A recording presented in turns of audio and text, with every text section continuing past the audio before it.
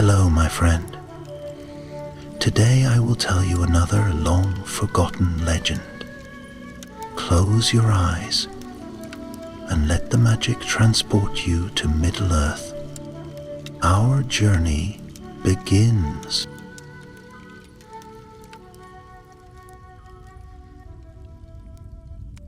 In the elder days, when the stars still shone with the light of the two trees and the rivers whispered secrets older than the world itself, there stood a kingdom hidden beneath the mighty oaks and golden elms of Beleriand.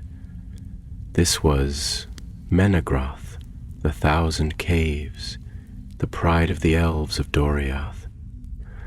Hewn from living stone and carved by hands both fair and skilled, its halls shimmered with lantern light, and its walls bore the stories of ages past, etched in runes of silver and gold. Here, beneath the watchful eyes of Melian the Maya and her lord Thingol, the Sindar lived in a realm untouched by war. The sound of harps filled the air, and the laughter of elven children echoed through tunnels adorned with vines of emerald and sapphire. Yet, beyond the borders of this realm, the world was changing. Far to the east, beyond the green plains and misted valleys, another people dwelled, the Dwarves of Nogrod and Belegost.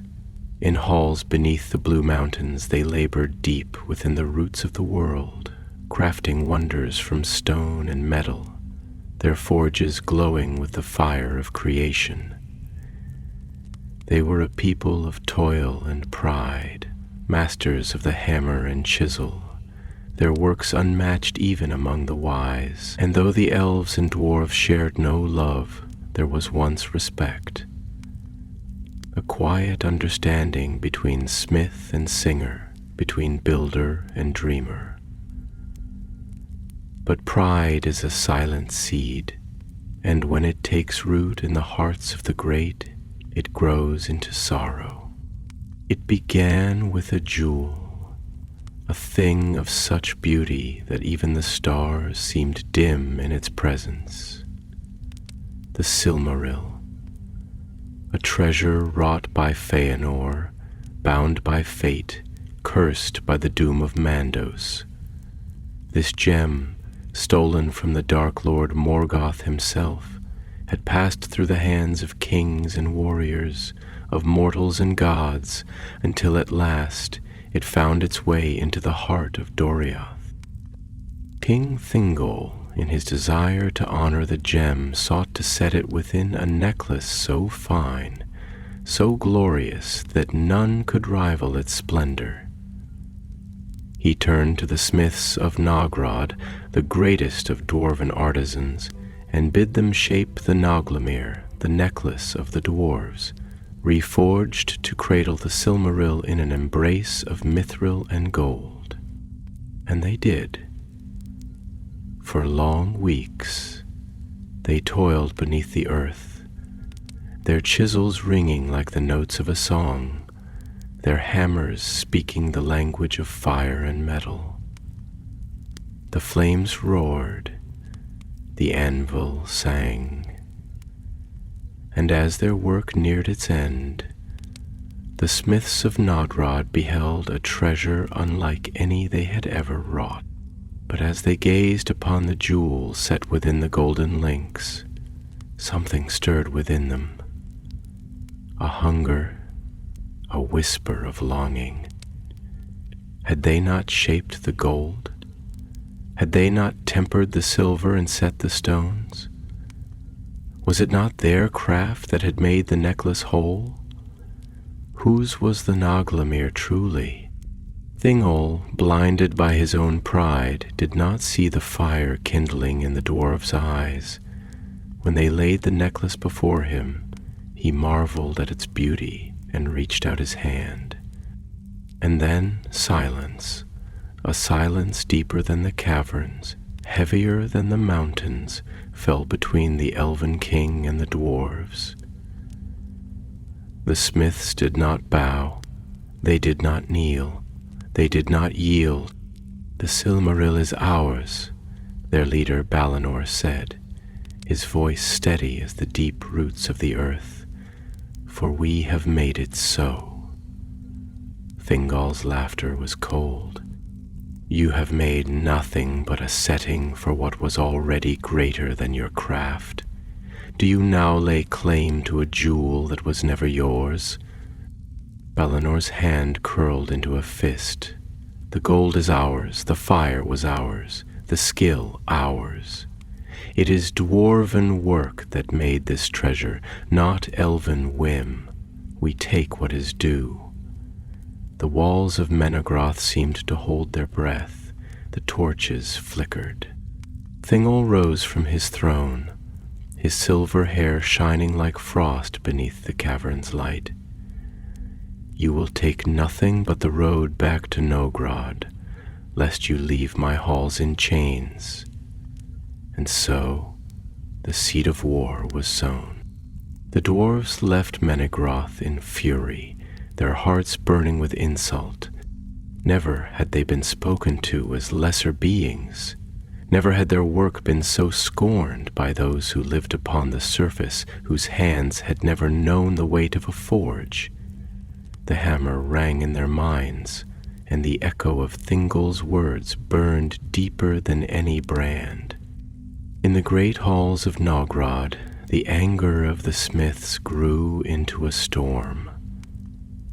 It was not enough to leave, not enough to be dismissed like beggars at the gates of an elven lord. No, they would return not as craftsmen, but as warriors. From the depths of the Blue Mountains an army was raised. Iron-clad dwarves wielding axes that could cleave stone gathered beneath the banners of their fathers. They marched beneath the mountain roots where no elf would see them, their boots drumming upon the deep roads. And in the lead Balinor strode, his heart set like a jewel within iron, unbending, unyielding. Menegroth would fall, but war does not only call to those who seek it. In the forests above, where the golden light of Lorlin's memory still lingered upon the leaves, a lone scout watched the dust rise from the secret roads of the dwarves. She was swift, fleet as a silver deer, and her feet barely brushed the ground as she fled back toward the caves. Her name was Caladil, and she bore a warning. A storm was coming, a storm of stone and steel, and it would shake the roots of Doriath itself.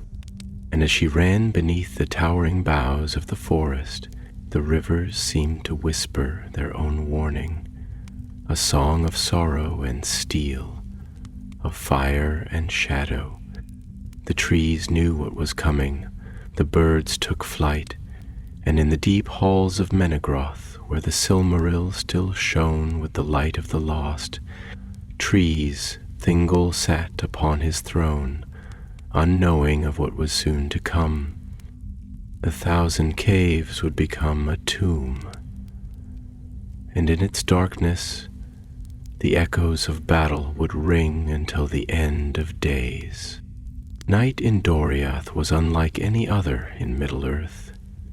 Here, beneath the boughs of the girdle of Melion, the very air shimmered with an ancient magic, a veil of enchantment spun from the thoughts of the Maya Queen herself.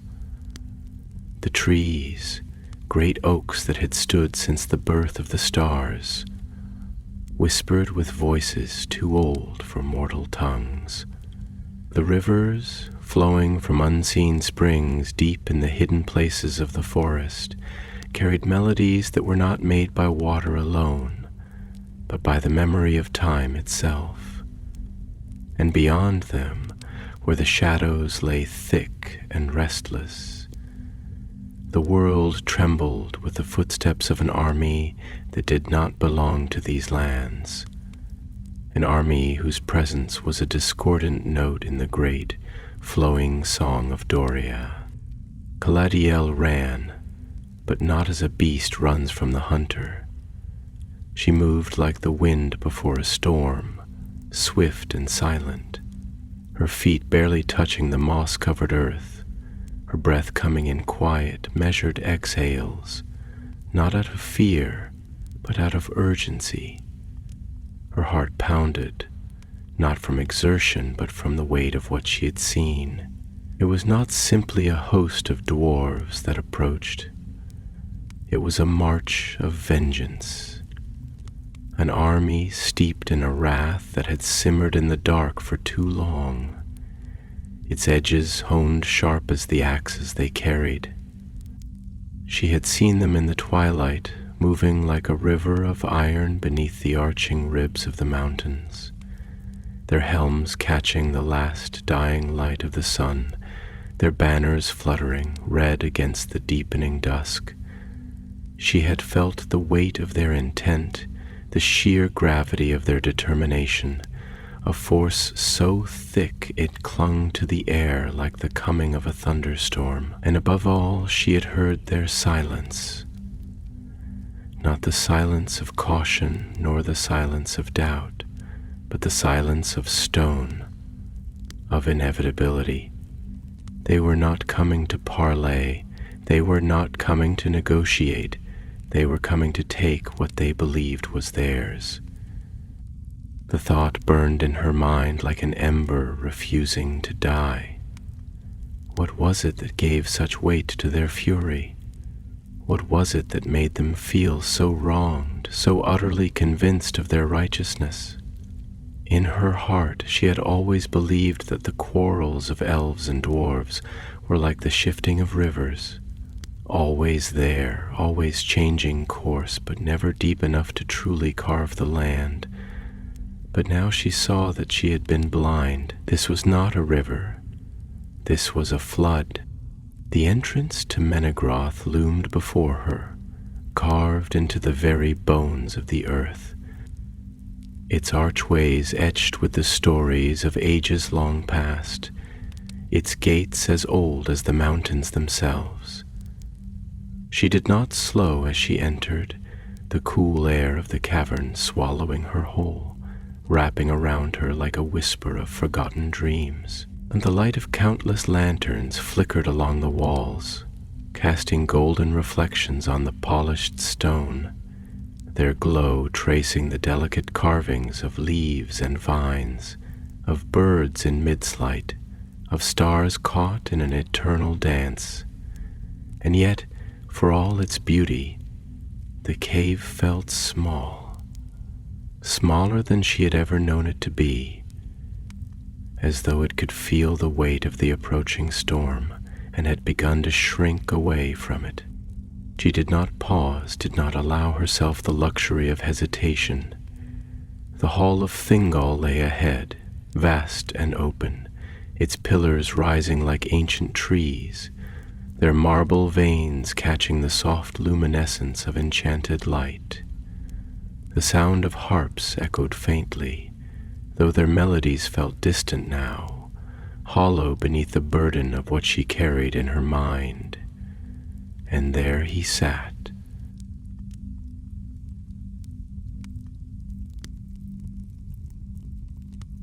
Thingol, the Sindarin king, whose silver hair shimmered beneath the glow of the lanterns, whose eyes, gray and wise as the sea, bore the weight of centuries. His robes, woven with the fine threads of elven craft, draped around him like the very mist of Doriath.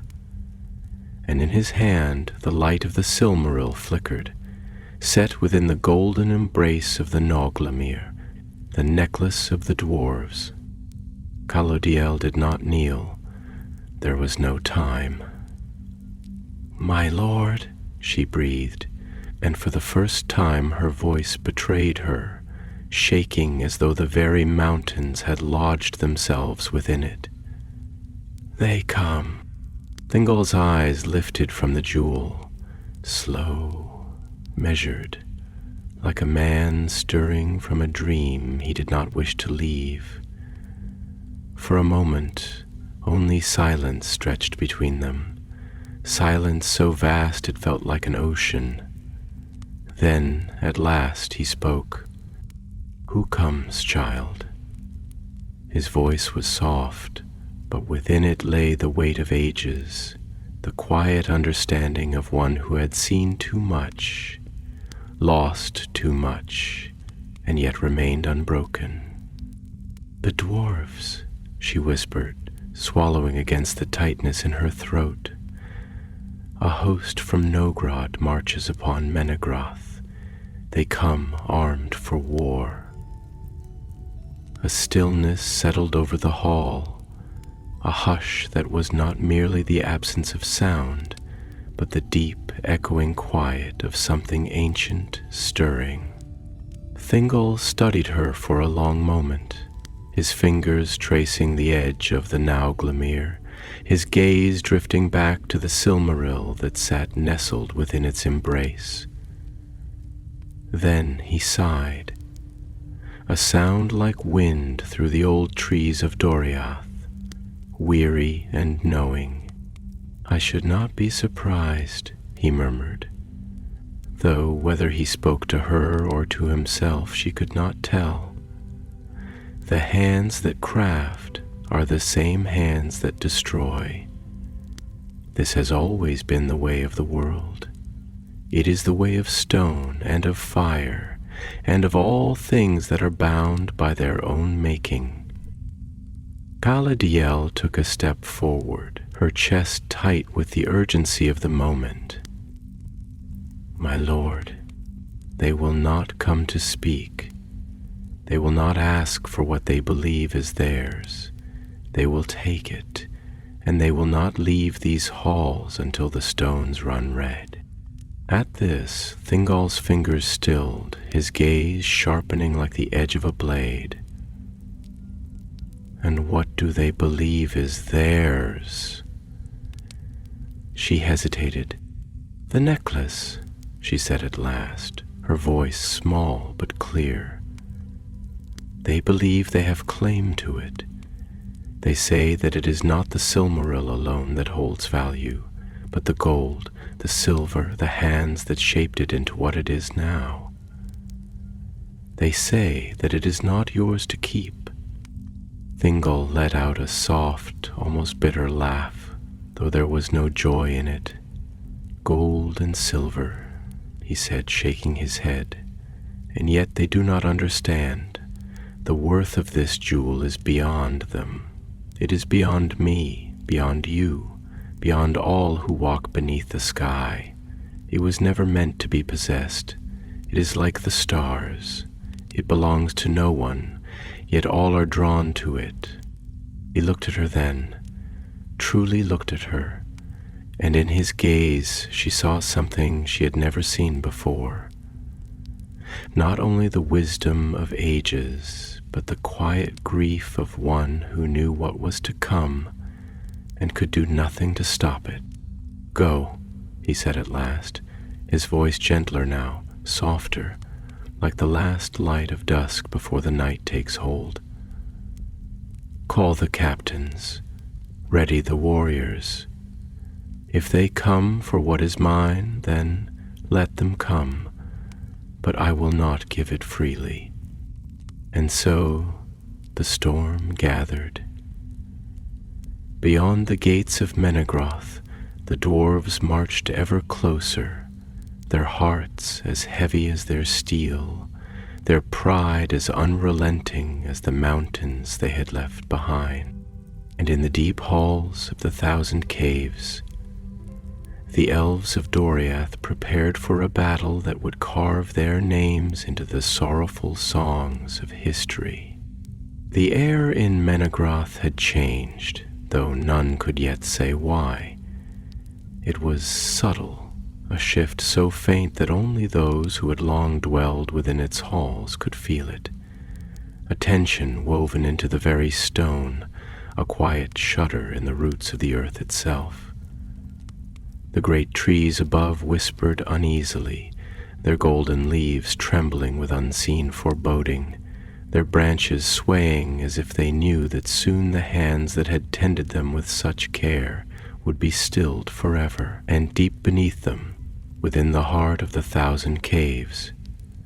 The elves stirred, like a river meeting an unseen dam, their movements slow but deliberate, their thoughts turned toward the knowledge that the peace they had long known was about to shatter. In the vast chamber of his court, where the high columns bore the stories of ages past, Thingol stood beneath the light of the Silmaril, the jewel's radiance casting strange, flickering shadows upon his face. His fingers still traced the smooth golden links of the Noglamir, but his mind was elsewhere. Adrift upon the vast, uncharted waters of fate, he had lived longer than most in Middle-earth, and though he had seen much, though he had ruled wisely and well, he could not shake the feeling that he had been blind. For all his wisdom, he had not seen this coming, not truly.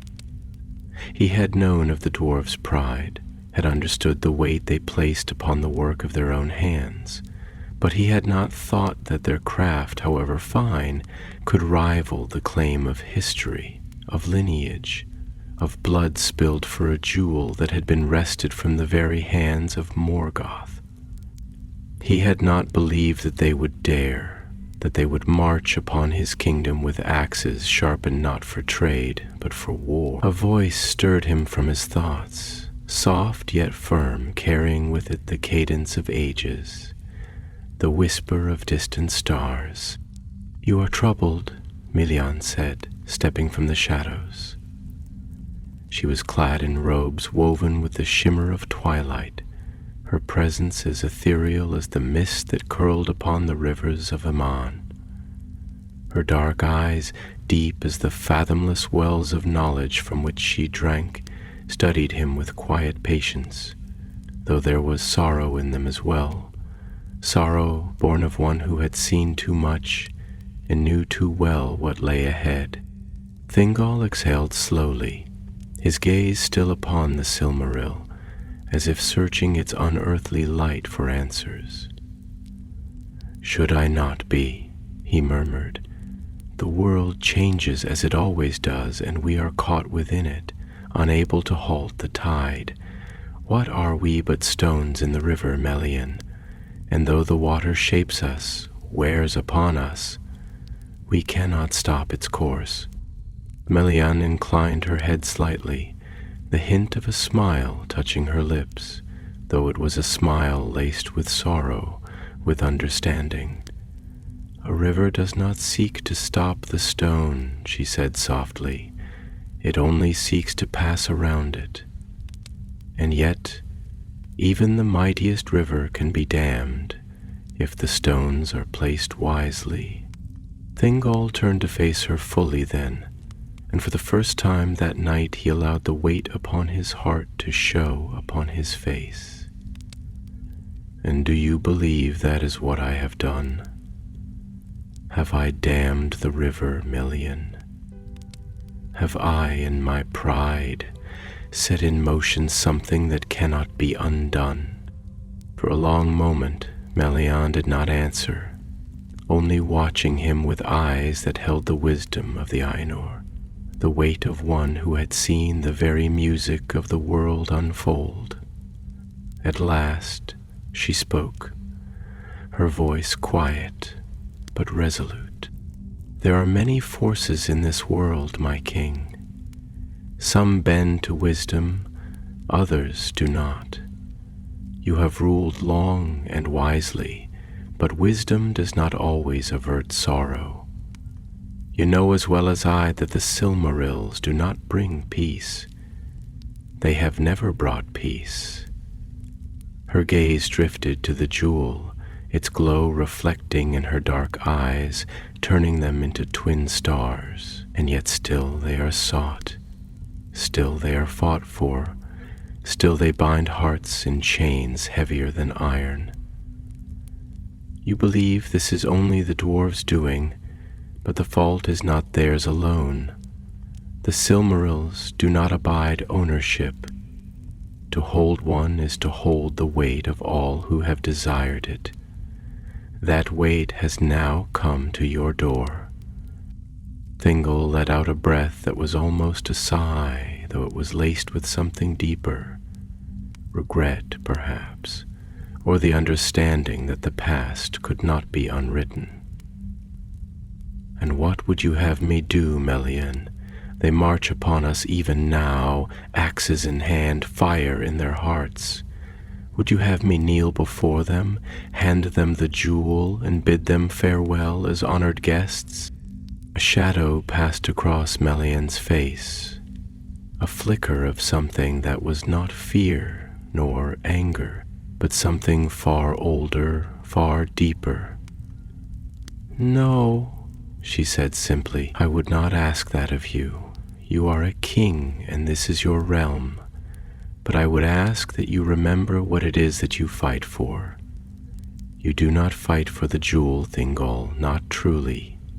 You fight for what you have built here, for the lives that call these halls home. And if the dwarves come not only for the Nauglamir, but for Menegroth itself, you must understand that this battle will not end with the spilling of blood. It will not end with a victor standing over the fallen. It will end with a wound that will never close, a wound between two peoples that will fester long after you and I are gone." Thingol's fingers tightened around the necklace, his grip firm, his expression unreadable. "Then let it fester," he said at last, his voice steady, though there was a weight behind it that had not been there before. "Let history write its sorrow upon the stones of these halls. I will not yield to them, Melian. I will not see Doriath brought to its knees by the pride of those who live beneath the earth, who have never known the light of the stars." Melian watched him for a long moment, then slowly she inclined her head. "So be it," she murmured. "The tide cannot be turned once it has begun to rise. But know this, my love, though the river does not seek to break the stone, in time, even the mightiest stone may be worn away, until nothing remains but dust."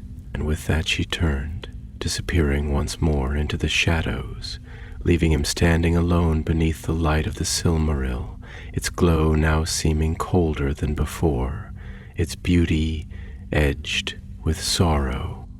Beyond the halls of Menegroth, beyond the golden canopy of Doriath, the dwarves marched ever closer.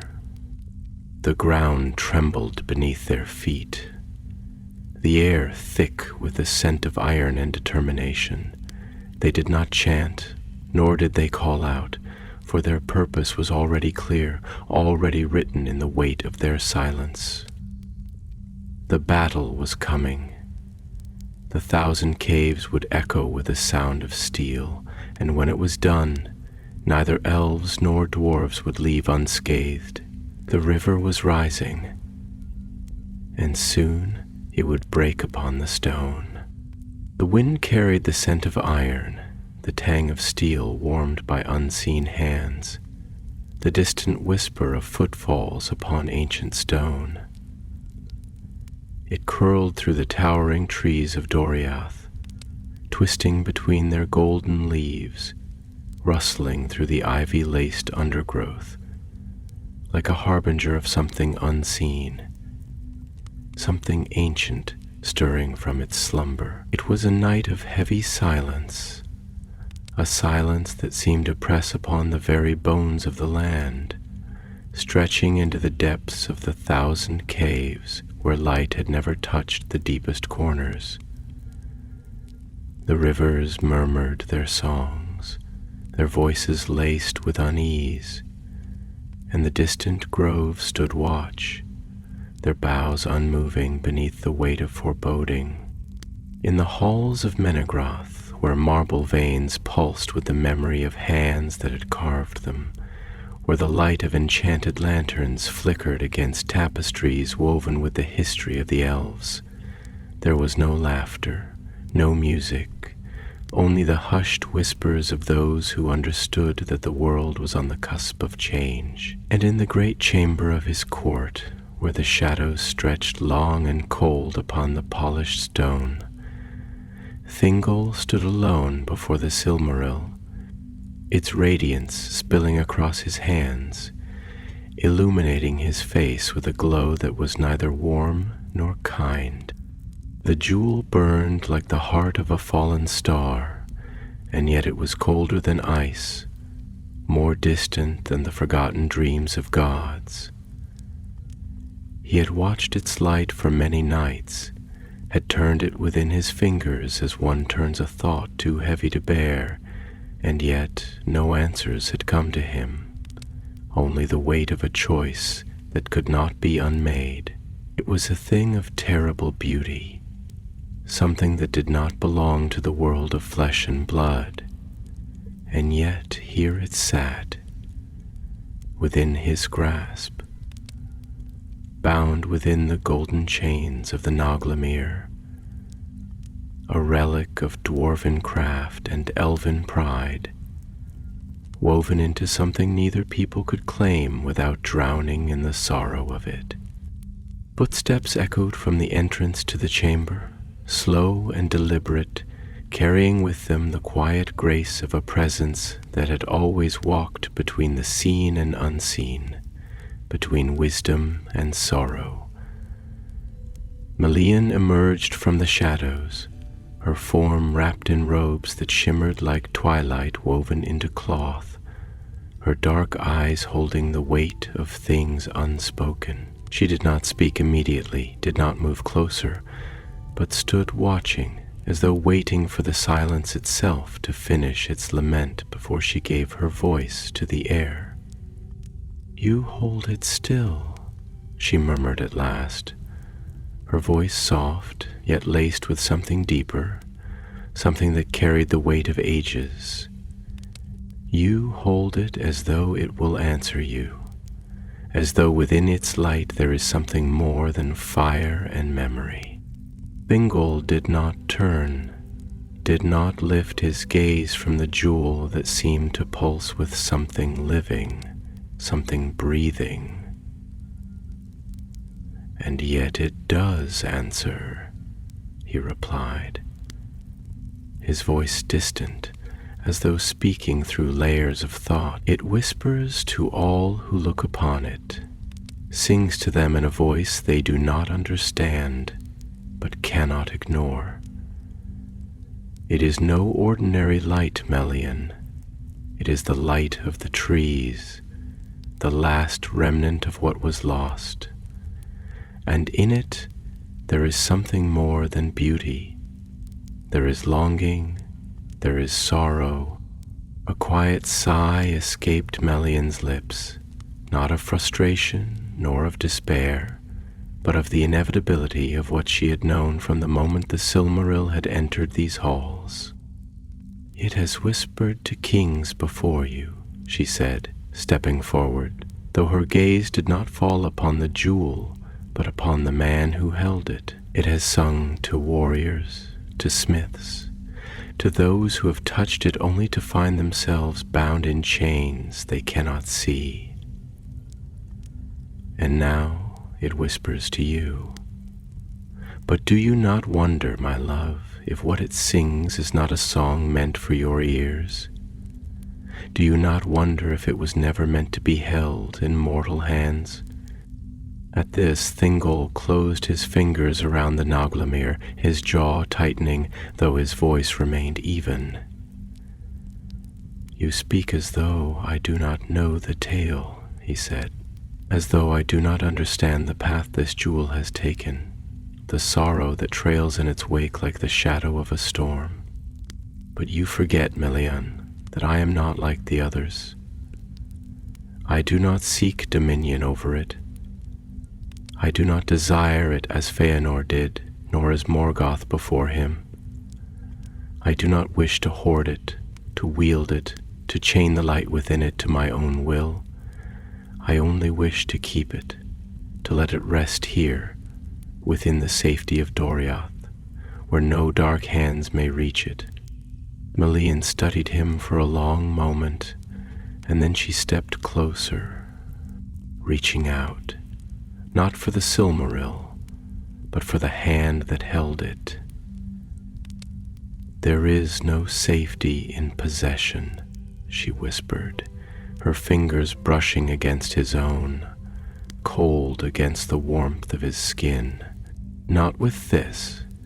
Not with something that carries the grief of the world within its light.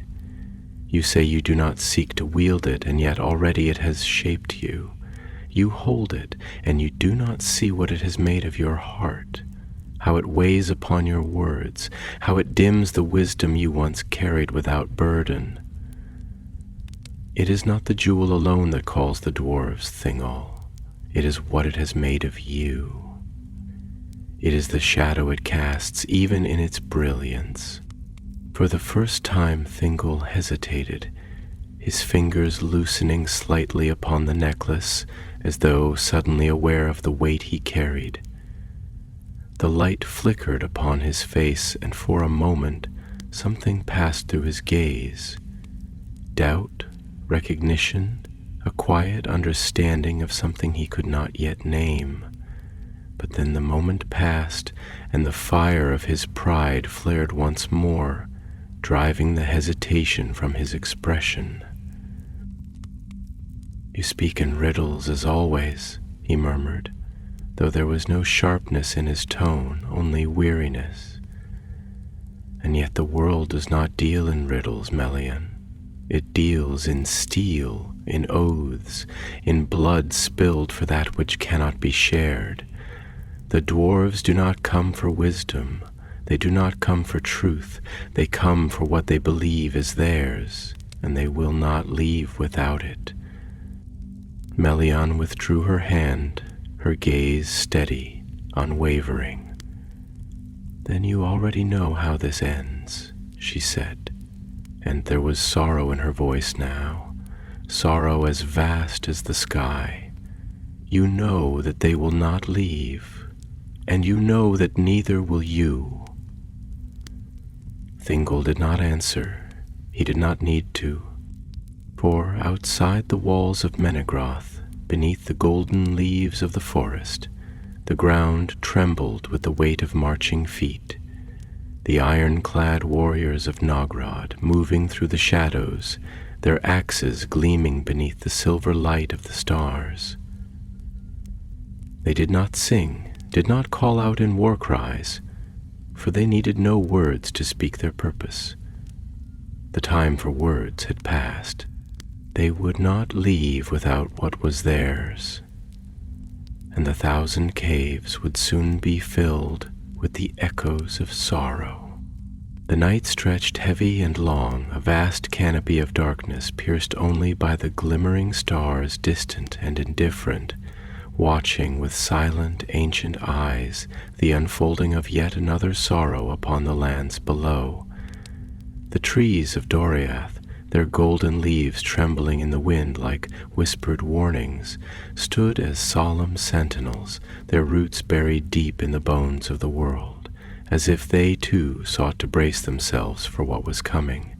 The rivers, winding their way through the enchanted woods, carried the weight of fate in their restless currents, their voices no longer singing of peace, but of an unease that ran deep, as though the very waters understood that soon they would run red with grief. And beneath the great boughs of that eternal forest, beneath the shifting constellations that had long outlived empires and kings, beneath the watchful silence of the night, there came a sound that did not belong to this land of song and starlight. A low rhythmic tremor rolled through the undergrowth, the deep shuddering echo of countless iron-clad boots striking the earth in unison, the slow, measured breath of an army moving through the hush of the ancient woods. The dwarves of Nogrod, bound by oath, by vengeance, by a pride heavier than the mountains that had birthed them, came in silence, their axes glinting in the silver light, their faces hard as the stone from which they had been shaped. There was no need for battle cries, no need for boasts or proclamations of war. Their purpose had long been decided, their course carved into the unyielding path of stone and steel. They came not as messengers, not as supplicants, but as those who had already weighed the cost of their fury and found it worth the price.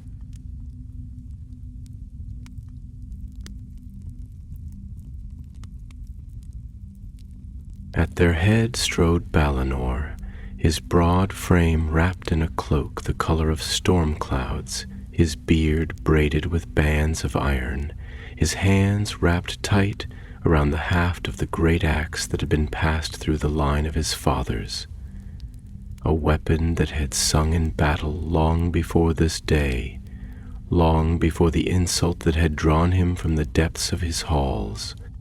His eyes, sharp as the glint of a chisel striking stone, were fixed upon the unseen halls ahead, upon the hidden caves of Menegroth, where a treasure lay waiting, where a debt long denied would at last be settled. He did not speak, but in his silence there was more weight than words could carry, a stillness that was not hesitation, but the patience of a storm gathering upon the horizon, the quiet before the thunder. Beside him, his second in command, Thrallin, a warrior of great stature and grizzled years, walked with steady purpose, his fingers tracing the runes carved into the handle of his warhammer, a silent invocation to the spirits of his forebears. A reminder that he carried not only his own fury into battle, but the weight of those who had come before him. His voice, when it finally broke the hush of the march, was low, edged with something akin to reverence, but there was unease beneath it, a shadow of doubt flickering behind his steel-gray gaze. "Balinor," he murmured, his words scarcely more than a breath upon the air, though they carried through the darkened wood like the whisper of stone crumbling in the depths of a forgotten mine.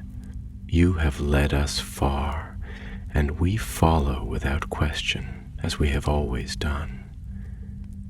But tell me, when the gates of Menegroth stand before us, when the king of the Elves meets our gaze with that cold, knowing look of his, will he yield?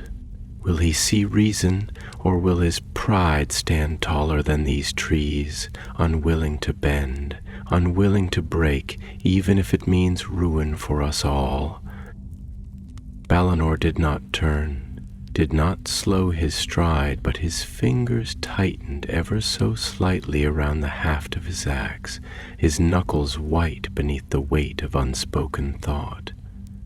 When he finally spoke, his voice was low, steady as the deep rumble of the earth itself, a voice not given to doubt nor to regret, but one that carried the certainty of one who had already measured the cost of his actions and accepted them. "I do not go to Menegroth to beg, Thrallin. I do not go to entreat, nor to barter, nor to seek the favor of an elf lord who sits upon his throne and weighs the worth of our hands as though they were lesser than his own. I go to reclaim what is ours, what was taken not in battle, not through the spilling of rightful blood, but through deception, through theft masked as honor. You ask if he will yield, but you know as well as I that Thingol of Doriath will not part with that which he believes belongs to him, no matter what truth stands before him. His pride is as vast as the forests that shield him, his certainty as unshaken as the stars that he looks upon with such reverence. No, Thrallin, he will not yield." A pause, then, heavy as the silence before the strike of a smith's hammer. And when Balinor continued, there was something colder in his voice, something that was not anger but inevitability. and neither will we. Thalen exhaled slowly, his gaze flickering upward toward the canopy, where the stars burned bright and distant, where the world beyond their march remained untouched by the weight of their steps. He had known Balinor all his life, had fought beside him in battles sung of in the deep halls of their fathers, had seen him stand against foes that would have driven lesser men to their knees. But tonight, beneath the heavy boughs of Doriath, he saw in him something he had not seen before. Not merely the resolve of a warrior, not merely the fire of a leader, but something deeper, something more unyielding. The weight of history rested upon Balinor's shoulders, and he bore it not as a burden, but as a mantle. The trees whispered around them, the golden leaves rustling as if in quiet mourning, as if they too knew that before the dawn the ground would drink deeply of sorrow. And above, the stars, silent, eternal, untouched, watched as they had always watched, as they always would, indifferent to the smallness of mortal fury, to the griefs and wars of those who dwelled beneath their light. And still the dwarves marched on, their path set, their fate unalterable. And far ahead, unseen but waiting, the gates of Menegroth loomed in the darkness, the last barrier between them and the reckoning that awaited. The night in Doriath deepened, stretching its long, ink-dark fingers across the lands, pulling the shadows tighter around the golden trunks of the mighty trees, sinking its hush into the roots of the earth. The stars above burned with a cold, distant light, detached from the sorrow weaving itself into the bones of the land below, watching with ancient indifference as fates unraveled, as pride and sorrow wove their inevitable end. The whispering leaves of the forests, once trembling with song, now murmured in hushed, restless voices, as if they too could feel the weight of what was to come, as if the very air carried the knowledge of grief not yet spoken, of wounds not yet struck but already certain. Beneath the towering canopy of Melion's girdle, beneath the eaves of those eternal woods where time itself seemed to slow, a host of warriors stood, clad in the silvered armor of the Sindar, their mail woven with enchantments as delicate and strong as the threads of fate itself, their blades catching the glint of the unseen moon, their hands tightening around the hilts of swords that had known no battle within these borders for long years, their faces, fair and pale as the light of stars, bore no fear, for fear was not a thing easily born in the hearts of elves. But there was something in their eyes, an unease, a sorrow that had not yet found its voice, the quiet understanding of those who stand upon the threshold of something that cannot be undone. At the head of the gathering, where the lanterns flickered against the carved stone of Menegroth's outer gates, stood Caladiel, her gaze fixed upon the dark paths beyond, upon the unseen march of those who approached, upon the coming storm whose first winds she had already felt whispering through the boughs. Her fingers, long and slender, brushed the hilt of her blade, not in eagerness, nor in anticipation of the fight to come, but in a quiet, searching motion, as if her hands sought certainty where her heart could find none. She had always known that the world beyond these woods was restless, that the peace of Doriath was but a fleeting thing in a land where the shadow of Morgoth still stretched long and unyielding. But never had she thought that the first war to come to their gates would not be waged by the Dark Lord's minions, nor by the beasts of Angband, but by those who, in another time and another age, might have been allies. Those whose hands, though rougher than their own, had wrought beauty from the bones of the mountains, whose voices, though deeper, had once carried songs of stone and flame. A voice stirred her from her thoughts, quiet yet weighted, low yet rich with the burden of centuries. You do not speak, and yet I see the words in your eyes, the questions, the sorrow. You wonder, as I do, how it has come to this.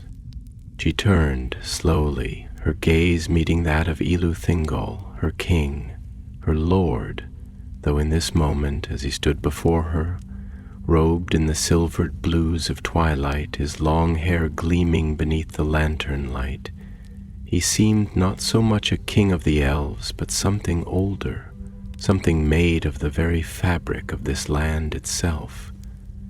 His face was fair and noble, but there was a shadow in his eyes, not of fear, but of a sorrow that had already taken root, though his pride refused to give it voice. Caladiel inclined her head, the motion slow, deliberate, as though she too carried a weight not easily lifted. It is not the battle that I fear, my lord. It is not steel against steel, nor the clash of flesh and fire. It is what will come after. It is what will be left in the wake of this war when the last axe is stilled, when the last cry has fallen silent. We have warred against the servants of darkness, against those who seek to claim this world for ruin, and in those battles we have found purpose, for we have known without doubt where the lines are drawn, where our cause is just.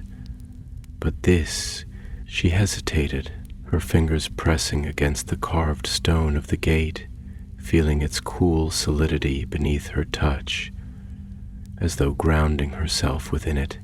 This is not such a war. These foes do not march with the banners of Angband, nor do they bear the mark of shadow upon their brow. And yet we will meet them with the same steel, the same fury. And I wonder, my lord, will the land itself know the difference? When the blood of dwarves mingles with the earth of Doriath, will it cry out as it does when the servants of the Dark Lord fall?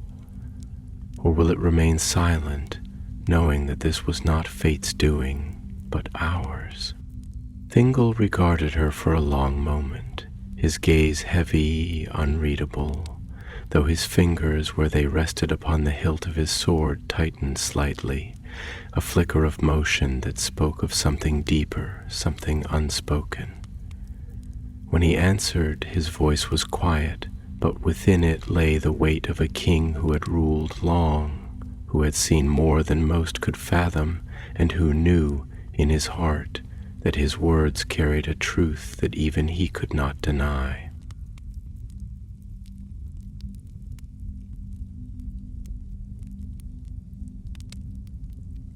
The land remembers, he murmured. The stones, the trees, the rivers, they do not forget.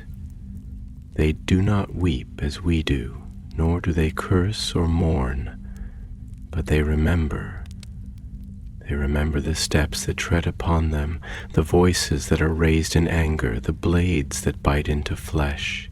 And though we in our wisdom, in our sorrow, may try to forget, may try to smooth the wounds we carve into the world, the earth does not forget.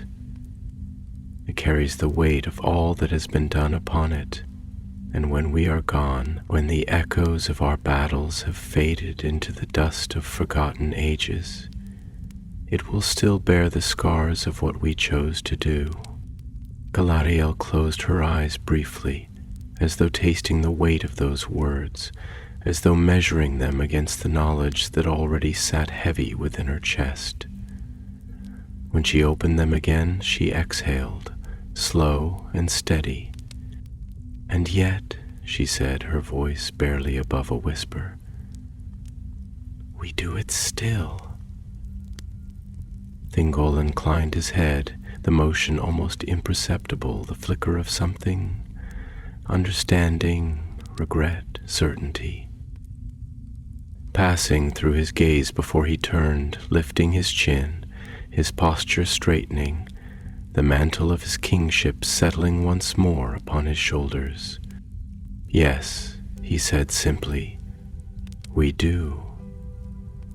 And with that he stepped past her, his footsteps echoing against the stone as he moved toward the waiting warriors, toward the walls that would soon see the clash of iron and wrath.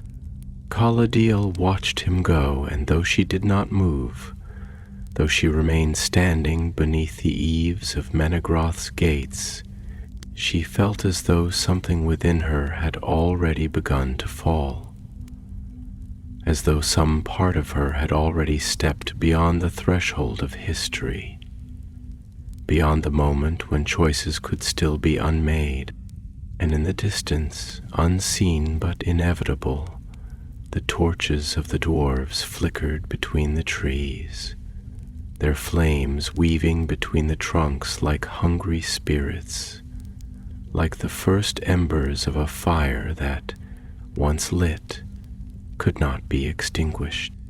The night deepened, folding itself into the hollows of the forest, creeping through the tangled roots of ancient trees, whispering through the golden leaves that clung to their boughs like forgotten relics of a world untouched by sorrow.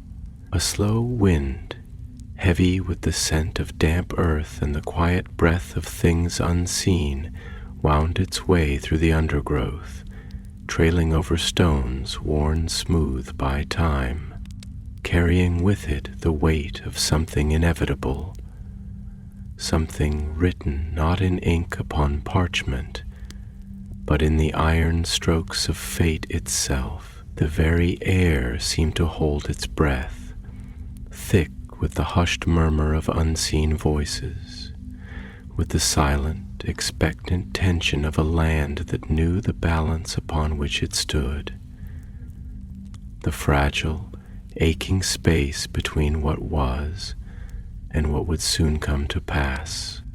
Beyond the shimmering, unseen boundary of Melion's girdle, beyond the sacred sanctuary of Doriath, an army moved through the hush of the night, their footfalls measured, their breath steady, their silence more telling than the cry of any war horn.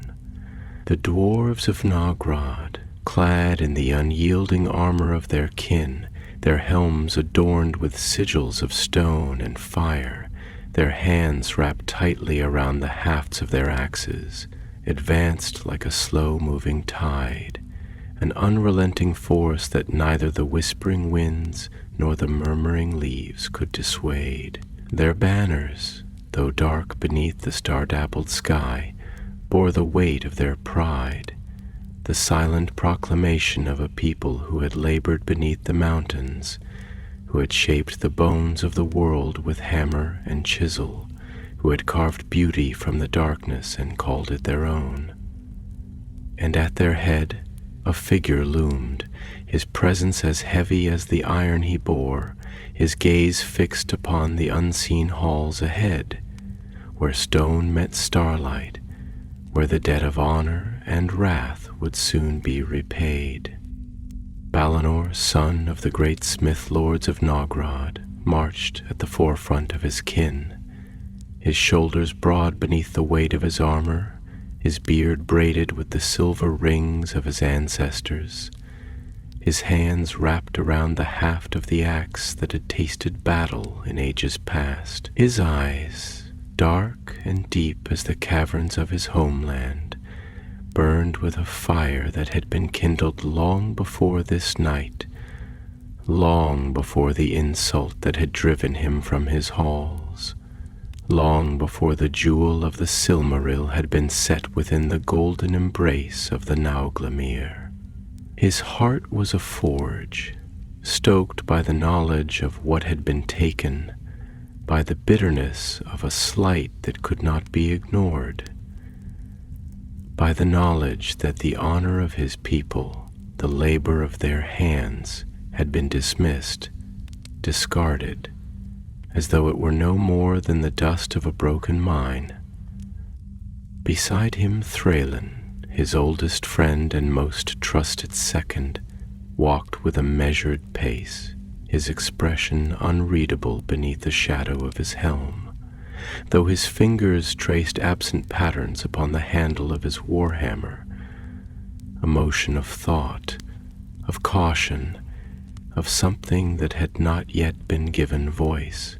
He had followed Balinor for many years, had stood beside him in the forges of their fathers, had fought at his side in battles now written into the stone lore of their people.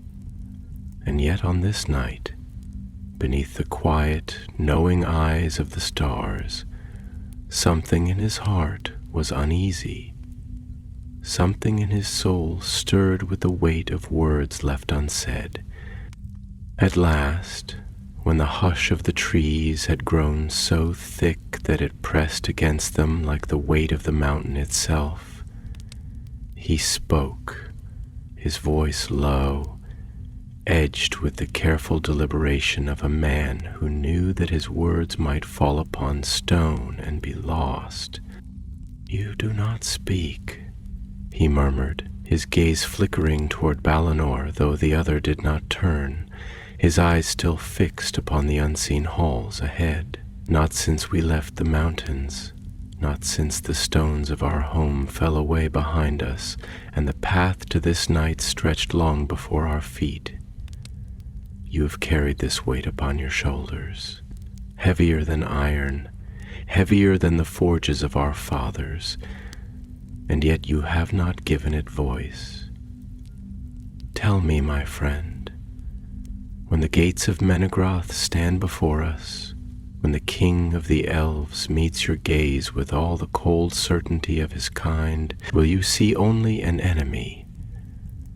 Or will you remember that there was a time when stone and song did not stand so far apart?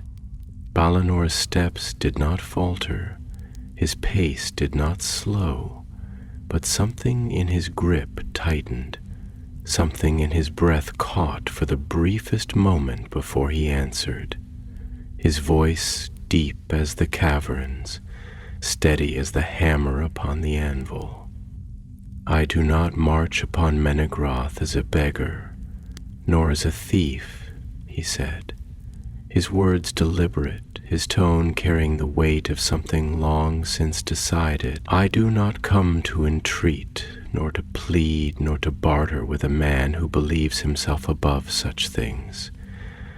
I come to claim what is rightfully ours, what was taken not in battle, not in conquest, but through deceit, through the smooth words of a king who believes that his hands alone may lay claim to what others have wrought. And you ask me if I will see an enemy when I look upon him?" He let out a breath, slow, measured, like the cooling hiss of steel upon stone. "Has already made himself one." Thraelin was silent for a long moment, his gaze unreadable beneath the shadow of his helm. When at last he spoke, his voice was softer, though no less heavy with thought. "There was a time when our people and theirs walked paths that did not cross in anger. When we built and they sang, when our hands shaped stone and their voices wove light. There was a time when we were not so distant, when the work of our forges was not seen as lesser, when the skill of our hands was not dismissed as the labor of those who dwell in shadow. But those times are gone, and I do not know if they will return." He exhaled slowly, his fingers tightening briefly around the hilt of his hammer. "And yet, I cannot help but wonder, Balinor, when the blood of elves is upon our axes, When the halls of Menegroth lie broken beneath our hands, will the debt truly be repaid? Or will we have only carved a wound into the stone of this world that will never be mended? Balinor did not answer, for there was nothing to be said. The trees whispered around them, the leaves trembling beneath the unseen weight of a grief not yet spoken. And ahead, where the forest gave way to stone, where the golden halls of Menegroth lay waiting beneath the earth, the torches of the Sindar flickered like the first stars of a gathering storm. And still the dwarves marched on, their steps measured, their hands steady, their purpose unyielding. For there was no turning back now. There never had been. The night stretched on, heavy and breathless, its silence broken only by the murmuring leaves that shuddered beneath the weight of unseen sorrow. The air was thick with the scent of earth and moss, the damp fragrance of deep-rooted things that had grown in peace for long ages, their existence untouched by the fury of those who now trespassed upon their slumber. The trees stood as they always had, their golden canopies shifting beneath the hush of the wind, yet something in them had changed. Where once they had whispered songs of gentle rivers and starlight, now their branches creaked as though they wept, as though they could feel the pulse of iron and wrath moving through their roots, as though they understood that before the dawn the land itself would be made to drink deeply of sorrow.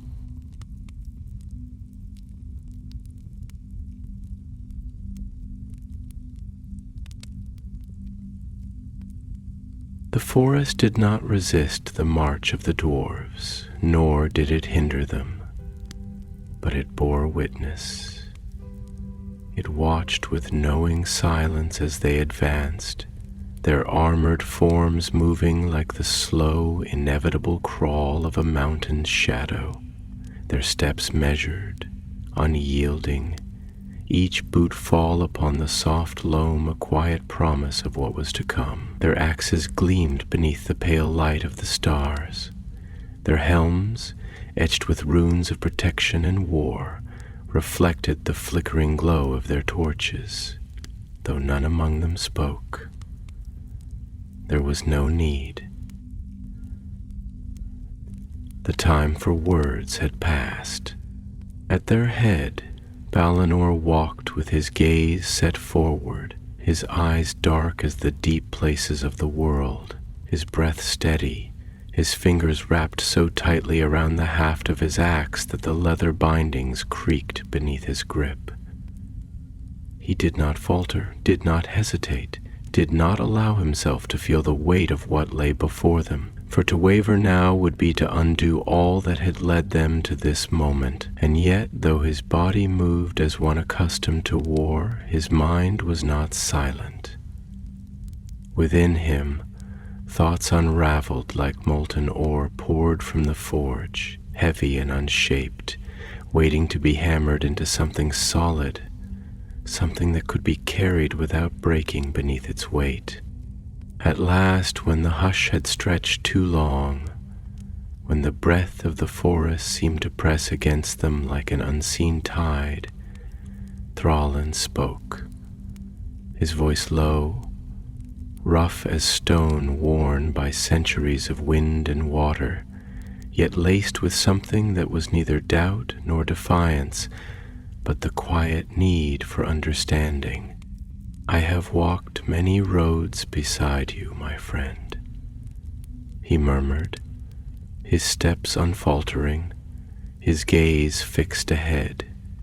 I have stood beside you in battle, I have bled beneath the same sky, I have labored at the same forge where the fire was made bright by the sweat of our fathers. And yet, I look upon you now, and I wonder if you see the path beneath your feet, or if you see only the mountain ahead, the peak that must be climbed, the weight that must be carried, because the climb itself has become your purpose. Berliner did not answer immediately. His breath was steady, his expression unchanging, though something in his fingers tightened, something in the furrow of his brow deepened.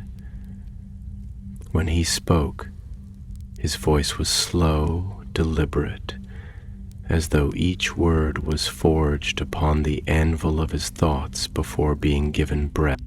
"You speak as though this burden is one I have chosen, Thrallin," he said, his tone neither harsh nor soft, but heavy with the certainty of one who has long made peace with the inevitability of his path.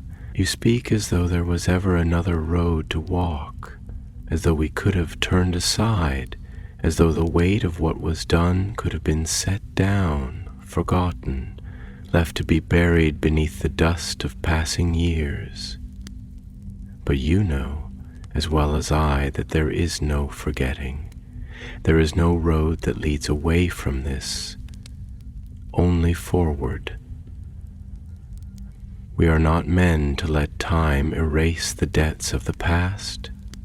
We are not elves to wrap ourselves in poetry and song, to let beauty replace the sting of insult.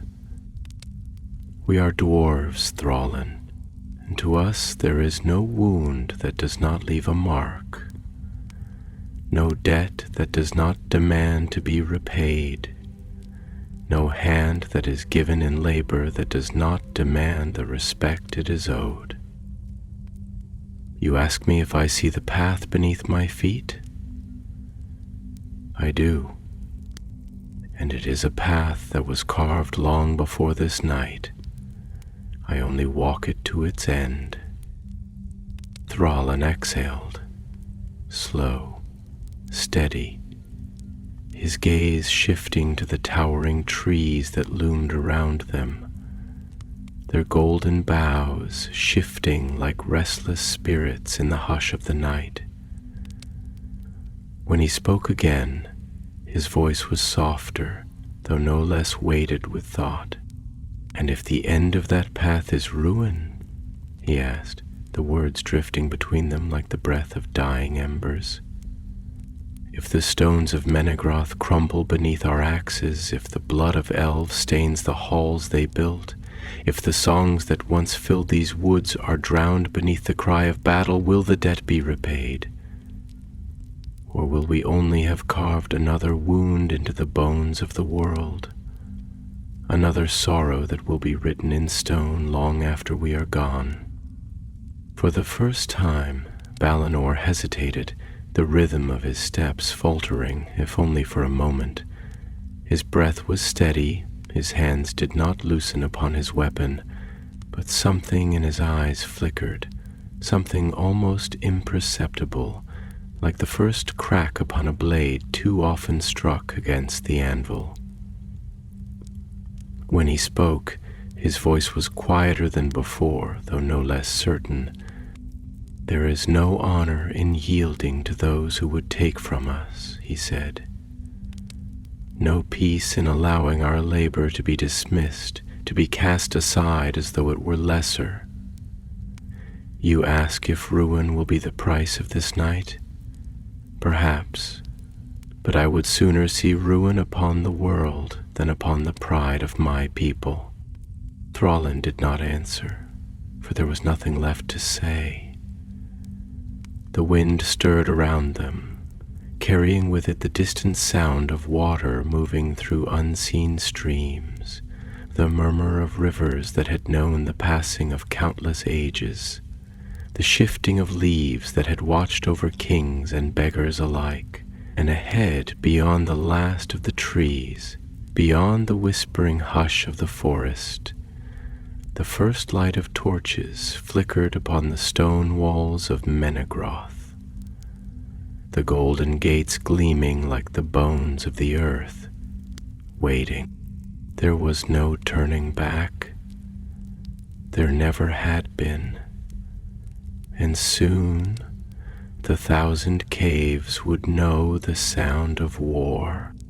The gates of Menegroth loomed before them, towering pillars of stone carved with the patience of centuries, their golden inlays catching the firelight in brilliant, shifting glimmers that seemed to dance upon the surface like trapped starlight. The great doors, wrought with ancient skill, bore the likeness of the two trees of Valinor, their branches curling into intricate patterns that wove themselves across the marble, silver and gold intermingling, as though the light of ages past had been caught in the very veins of the rock. The entrance to the 1,000 caves was not merely a threshold of wood and stone, but a testament to the enduring will of the Sindar, to the Elves who had shaped beauty from the darkness beneath the earth, who had built a kingdom not upon conquest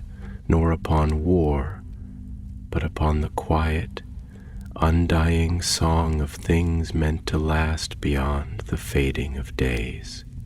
And yet on this night the gates stood not as a promise of sanctuary, nor as a beacon of the unbroken power of Doriath. They stood as a challenge, a final barrier between pride and ruin, between history and its unmaking. The dwarves of Nogrod had halted at the tree line, their ranks a sea of iron and shadow, their torches flickering like the embers of a forge long left to burn without restraint. Their axes gleamed in the dim light, polished and honed, waiting for the moment when they would taste the blood of those who had wronged them, when they would carve their justice into the very walls that had once stood as a monument to elven arrogance. The weight of the night pressed down upon them, thick with unspoken words, with the quiet tension of a hammer poised above the anvil, waiting for the strike that would shape what could not be undone. At the head of the host, Balinor stood motionless, his gaze fixed upon the gates, upon the silent halls beyond, his breath slow and measured, his grip firm upon the haft of his axe. He did not move, did not speak, though within him a storm raged, silent and unrelenting. He had walked far to reach this place, had carried the weight of his people's pride upon his shoulders, had felt the burn of insult sear itself into his bones, and now, at the threshold of war, he found himself staring into the depths of a choice that, once made, could never be unmade. There was no peace to be found in hesitation, no solace in questioning the road that had brought him here, but still, for a moment, just a moment, he allowed himself to wonder. Would the world remember this night? Would the stones of Menegroth bear the echoes of his people's fury, the weight of their loss? Or would the memory of this battle be swallowed by time, reduced to whispers in forgotten halls, to myths carried upon the tongues of those who did not know the truth of what had been done? Would the elves sing of this night in sorrowful verses, weaving the tale of dwarven greed into the tapestry of their endless songs, casting his people as villains, as usurpers, as those who had sought to steal what was never theirs to claim? Would the blood spilled here stain not only the stones, but the pages of history itself? Beside him, Thrallin exhaled, his breath heavy, weighted with thought, his fingers tracing absent circles upon the handle of his hammer, as though seeking answers in the cold solidity of the iron beneath his touch. He had followed Balinor through many things, had trusted him through battles fought in the darkness of the deep places of the world, had stood beside him in halls where the firelight gleamed upon their armor, where the echoes of hammers upon anvils had sung the only songs their people had ever needed. But here, beneath the open sky, beneath the watchful, unblinking gaze of the stars, he felt something stir within him, something he could not name, something that made his grip tighten ever so slightly, as though trying to hold on to something already slipping away.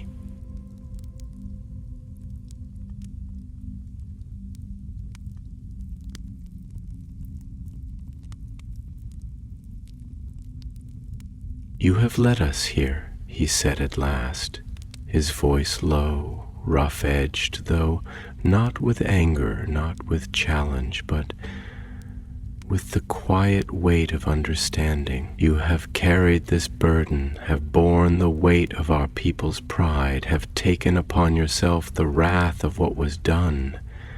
But now, as you stand before these gates, as you look upon what must be done, tell me truly, Balinor, do you believe the debt will be paid? Will the stone remember our grief, or will it only remember the blood that will stain its halls?" Balinor did not turn to him, did not shift his gaze from the golden gates, but his fingers curled tighter around his axe, his jaw tensing ever so slightly, as though the words had struck upon something within him that he had not yet allowed himself to see. He drew in a slow breath, steadying himself, and when he spoke, his voice was quiet but firm, carrying the weight of all that had led him to this moment. "The stone does not weep, Thrallin," he murmured. "It does not mourn, nor does it carry the burden of what we carve upon it. It remembers only what is done, without judgment, without sorrow, without regret. It does not ask why the hammer falls, nor does it question the hands that wield it. It simply bears the mark, unchanging, unmoved. And so it shall be with this night. The halls of Menegroth will not remember the songs of the elves, nor the hands that shaped them, nor the beauty that once filled them. They will only remember the strike of axes, the clash of steel, the fire that will burn away all that came before it. And in that, the debt will be repaid." Thrallin was silent for a long moment, his breath slow, his expression unreadable beneath the flickering firelight. Then, at last, he gave a slow nod, as though accepting the truth of what had been spoken, though his grip upon his hammer did not loosen. "Then let it be done," he murmured. And so, with the slow, deliberate certainty of a hammer falling upon the waiting anvil, Balinor raised his axe, the metal catching the firelight, gleaming like the first strike of dawn against the unyielding mountain. A single breath stretched between the moment and the act, between hesitation and inevitability, and then, with the force of a forge long stoked beyond its limit, he brought the axe down upon the gates of Menegroth. The sound rang through the night, a deep, shuddering reverberation that seemed to shake the very bones of the world, echoing through the stillness like a thunderclap upon the mountains, a sound that carried with it the weight of things unspoken, of oaths sworn in fire and stone, of history breaking open beneath the force of wrath and retribution. The gates did not fall at once. They groaned, shuddered beneath the blow, their golden inlays splitting like veins of light cracking upon the surface of darkened water. The trees seemed to tremble in answer, the wind rising in a sudden rush, as though the forest itself gasped at what had been done, and then, with a sound like the breaking of a mountain's heart, the gates of Menegroth splintered, and the 1,000 caves, silent for so long, echoed once more with the sound of war. There was no turning back. There never had been, and the stone would remember.